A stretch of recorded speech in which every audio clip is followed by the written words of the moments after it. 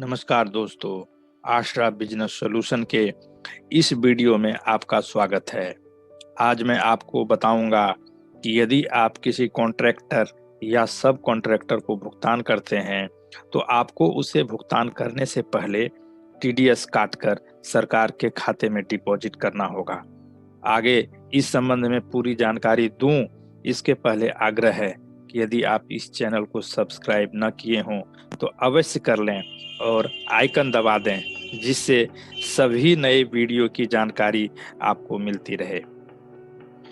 Income tax act का section 194C contractor को होने वाले भुगतान पर टीडीएस कटौती की जानकारी देता है। उक्त एक्ट के अनुसार यदि कोई स्पेसिफाइड पर्सन किसी वैसे रेसिडेंट पर्सन को भुगतान करता है जो स्पेसिफाइड पर्सन के साथ कुछ कार्य करने का अनुबंध करता है, तो अनुबंध में वर्णित राशि का भुगतान करने से पहले स्पेसिफाइड पर्सन टीडीएस की कटौती करेगा। सेक्शन 194C के अनुसार स्पेसिफाइड पर्सन नीचे दर्शाए गए संस्था को माना गया है: केंद्र सरकार या राज्य सरकार, लोकल अथॉरिटी, केंद्र या राज्य सरकार द्वारा गठित corporation, company, trust, cooperative society, registered society, वैसी संस्थाएं जो गृह निर्माण या शहर और गांव के विकास के रूप में के कार्य में इंगेज हैं, केंद्र या राज्य सरकार द्वारा स्थापित विश्वविद्यालय, फर्म, विदेश की सरकारें या कंपनियां, इंडिविजुअल या हिंदू अनडिवाइडेड फैमिली या HUF जो इनकम टैक्स एक्ट के सेक्शन 44AB के तहत आते हैं। नीचे बताए गए कार्य के लिए किए गए अनुबंध पर ही सेक्शन 194C लागू होता है। एडवर्टाइजिंग, सामान एवं पैसेंजर के लिए प्रयुक्त वाहन से संबंधित कार्य, लेकिन इसमें रेलवे को अलग छोड़ दिया गया है। ब्रॉडकास्टिंग एवं टेलीकास्ट संबंधी कार्य, यह कार्य रेडियो एवं टेलीविजन नेटवर्क से संबंधित है। कैटरिंग अर्थात खानपान की सेवा, मैन्युफैक्चरिंग या प्रोडक्ट सप्लाई से संबंधित वैसे कार्य जो कस्टमर के आवश्यकता अनुसार तैयार किए गए हों और उनके निर्माण में प्रयोग होने वाले मटेरियल भी कस्टमर ही दिया हो। यदि कस्टमर मैन्युफैक्चरर को मटेरियल उपलब्ध नहीं करवाता है तो यह सेक्शन लागू नहीं होगा। सेक्शन 194C के तहत टीडीएस की दरें निम्न प्रकार से हैं: यदि सप्लायर इंडिविजुअल या हिंदू अनडिवाइडेड फैमिली HUF है तो टीडीएस की दर 1% है। इंडिविजुअल या HUF को छोड़कर अन्य सभी के लिए टीडीएस की दरें 2% होंगी। यदि सप्लायर के पास पैन नहीं है तो टीडीएस की दर बढ़कर 20% हो जाएगी।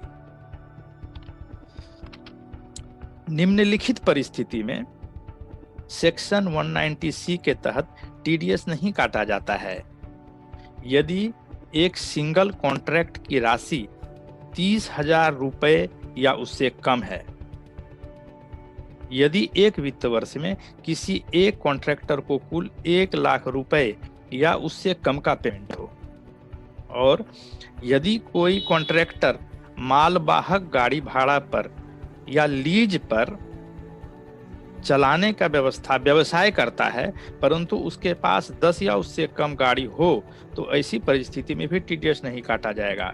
लेकिन इस सुविधा को पाने का यह शर्त है कि कॉन्ट्रैक्टर को इनकम टैक्स विभाग के पास जाकर डिक्लेरेशन फॉर्म भरना पड़ेगा, साथ ही टीडीएस डिडक्टर का पेन भी बताना होगा। परंतु यदि कॉन्ट्रैक्टर उपरोक्त सभी कार्य किसी इंडिविजुअल या हिंदू अनडिवाइडेड फैमिली के लिए करता है तो टीडीएस नहीं कटेगा। कॉन्ट्रैक्टर को टीडीएस नहीं कटने की परिस्थिति को मैं इस स्लाइड में उदाहरण के साथ समझाता हूं, जिससे कि कॉन्सेप्ट क्लियर हो जाए। तो यहाँ पर सबसे पहले मैं बताता हूं वैसे कॉन्ट्रैक्टर के बारे में जिसके एक कॉन्ट्रैक्ट का वैल्यू 30,000 रुपए है। तो चूंकि ये 30,000 से कम या 30,000 रुपए है, इसलिए उस पर टीडीएस नहीं कटेगा। दूसरा एग्जाम्पल हम लेते हैं एक ऐसे कॉन्ट्रैक्टर का जो 2 कॉन्ट्रैक्ट करता है एक साल में और प्रत्येक कॉन्ट्रैक्ट का वैल्यू है 30,000। तो ऐसे सूरत में भी टीडीएस नहीं कटेगा। तीसरा एग्जाम्पल मैं लेता हूं कि एक कॉन्ट्रैक्टर का 4 कॉन्ट्रैक्ट है जो ईच कॉन्ट्रैक्ट 30,000 रुपये का है। जब चारों कॉन्ट्रैक्ट को हम जोड़ते हैं तो एक साल में उसकी राशि हो जाती है 1,20,000 रुपये, जो 1 लाख से अधिक है।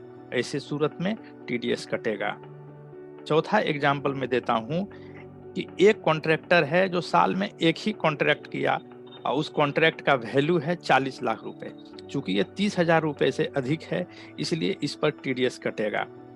पांचवा केस है ऐसा कॉन्ट्रैक्टर जो 4 कॉन्ट्रैक्ट करता है और चारों कॉन्ट्रैक्ट में सभी कॉन्ट्रैक्ट का वैल्यू है 25,000 रुपए। तो चूंकि अलग अलग कॉन्ट्रैक्ट का वैल्यू 30,000 से कम है और जोड़ देने पर ये 1 लाख होता है, तो ये 1 लाख से अधिक भी नहीं है। ऐसे सूरत में दोनों केस चूंकि फॉलो नहीं किया, इसलिए इसमें भी टीडीएस नहीं कटेगा। और छठा केस है कि एक कॉन्ट्रैक्टर जो 15,000 रुपया का 7 कॉन्ट्रैक्ट करता है। तो 15,000 रुपया अगर ईच हम लेते हैं तो ये जो 30,000 का राशि है इससे कम हो गया, तो ईच केस के अंतर्गत इसको टैक्स नहीं कटना चाहिए। लेकिन जब 7 कॉन्ट्रैक्ट के अमाउंट को जोड़ते हैं तो इसका टोटल हो जाता है 1,05,000 रुपया, जो 1 लाख से अधिक है। ऐसी परिस्थिति में इनका टीडीएस कटेगा। अब सवाल यह उठता है कि टीडीएस काटने के बाद डिडक्टर को कब तक उसे सरकार के खाते में डाल देना है।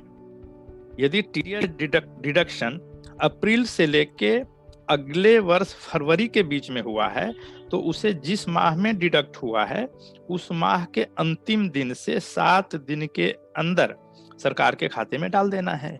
यदि टीडीएस डिडक्शन मार्च में हुआ है तो उसे 30 अप्रैल तक जमा करना है। परंतु टीडीएस का डिडक्शन यदि खुद सरकार ही करती है और पेमेंट बिना चालान का करती है, तो उसे फिर उसी दिन जमा कर देना है जिस दिन उसे डिडक्ट किया गया है। टीडीएस डिडक्शन के बाद डिडक्टर को फॉर्म 16A के रूप में टीडीएस सर्टिफिकेट जारी करना पड़ता है। सर्टिफिकेट जारी करने का अंतिम तिथि इस तरीके से होगा। यदि टीडीएस का डिडक्शन अप्रैल से लेकर जून तक हुआ है तो वैसे केस में ड्यू डेट फॉर्म 16 इशू करने का 15 अगस्त तक है। दूसरे केस में अगर जुलाई से सितंबर तक टीडीएस कटा है तो उसका फॉर्म 16 15 नवंबर तक इशू कर देना है। अक्टूबर से दिसंबर तक टीडीएस अगर कटता है तो उसके लिए टीडीएस सर्टिफिकेट अर्थात फॉर्म 16A 15 फरवरी तक जारी कर देना है। और लास्ट जनवरी से मार्च तक अगर हम टीडीएस काटते हैं तो वैसे स्थिति में उसका फॉर्म 16 15 जून तक इशू कर देना है। अब जो संस्था टीडीएस काटती है उसे वर्ष में 4 बार फॉर्म 26Q के रूप में रिटर्न दर्ज करना है। इसकी नियत तिथि इस प्रकार है। यदि अब कोई संस्था अप्रैल से जून तक यानी फर्स्ट क्वार्टर में टीडीएस काटती है तो इस फर्स्ट क्वार्टर को Q1 का नाम देते हैं। तो अगर Q1 का रिटर्न दाखिल करना है उसका 31 जुलाई तक रिटर्न दाखिल 26Q फॉर्म में कर देना है। दूसरे क्वार्टर Q2 मतलब जुलाई से लेकर सितंबर के बीच में टीडीएस कटने वाले का ये रिटर्न फाइल हम लोग कब तक करेंगे? 31 अक्टूबर तक। तीसरे क्वार्टर Q3 मतलब अक्टूबर से दिसंबर तक का जो हम रिटर्न फाइल करेंगे वो 31 जनवरी तक करेंगे। और चौथे क्वार्टर और अंतिम क्वार्टर Q4 मतलब जनवरी से मार्च तक का जो टीडीएस कटेगा उसका हम 26Q फॉर रिटर्न फाइल करेंगे 31 मई।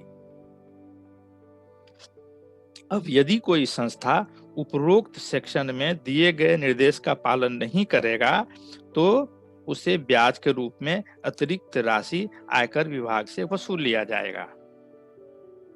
इसके अनुसार यदि कोई स्पेसिफाइड पर्सन टीडीएस डिडक्शन नहीं करता है तो उसे ड्यू डेट ऑफ डिडक्शन, याद रखिए, ड्यू डेट ऑफ डिडक्शन से एक्चुअल डेट ऑफ डिडक्शन के बीच के समय के लिए 1% पर मंथ की दर से ब्याज देना होगा।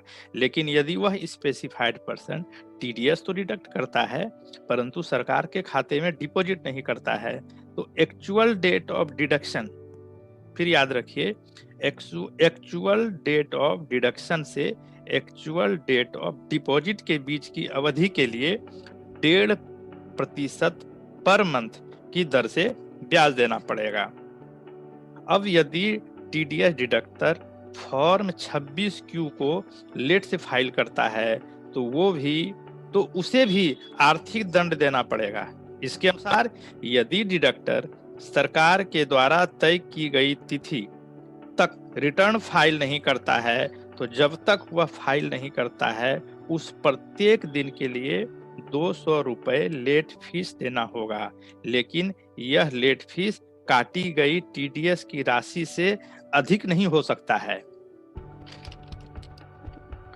लेट फाइन के अतिरिक्त डिफॉल्टर ऑफिस के एओ को कम से कम 10,000 रुपए और अधिक से अधिक 1 लाख रुपए तक की पेनाल्टी भी लगाई जा सकती है।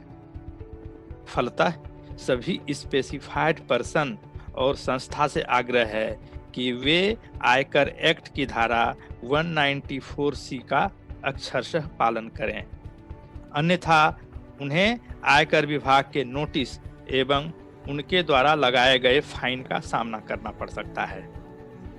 इसके साथ ही इस वीडियो को मैं समाप्त करता हूं। आशा है यह जानकारी आपको अच्छी लगी होगी। हमें आपके सुझाव एवं कमेंट्स का इंतजार रहेगा। आपका दिन शुभ हो। जय हिंद।